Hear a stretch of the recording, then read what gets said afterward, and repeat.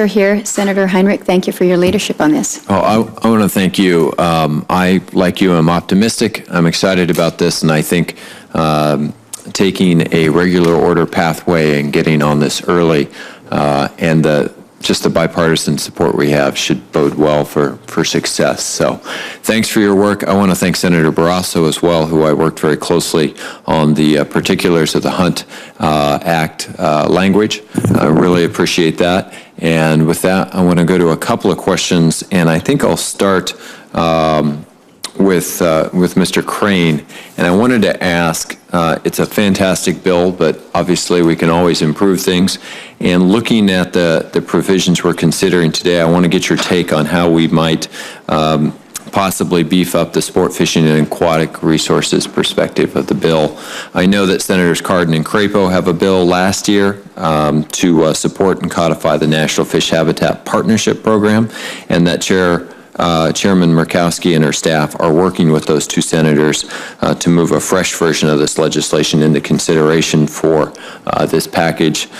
Can you speak about why this is important to the roughly 40 million sport fishers in the United States and the impact that those activities have on our economy? Thank you, Senator. I'm very familiar with the legislation that you're talking about. We are part of the working group that is working with the lead senators, with Senator Murkowski's staff. We'd be very supportive of putting the National Fish Habitat Conservation Act into this legislation if it is appropriate, and it will actually help support passage and the necessary 60 votes. Anglers spend in the neighborhood of $40 billion a year in pursuit of their sport. And to have, as I said in the beginning, access and opportunity. And opportunity means good habitat. It means marine habitat, it means runoff, it means riparian areas, the things that are important, and connecting these together as this plan would do, and looking at this more holistically like the North American Wetlands Conservation Act does for waterfowl and the management of those resources, I think is just something that would be good management, and we would love to work with you and continue to work with you and support this provision. I appreciate your help on that, and I think coming from New Mexico, where we have very little water, we appreciate our riparian areas, our wetlands, and our fish habitat even more. Mr. Fosberg, I want to ask you a question. If you could talk, you mentioned this in your opening testimony. I was hoping you could talk a little bit about the North American model of wildlife conservation. How is it different from management in other parts of the world, and what that means for the average hunter who may not be of means, and how that is different from many places we see around the globe? Yeah, I mean, we sort of take this for granted over here, but you have to really look at, sort of how fish and wildlife is managed in other places. I mean, it's still, you go to European countries, England, and, the fish in the game belong to the, landed gentry largely. It was never, has not been for, centuries, a common man's sport.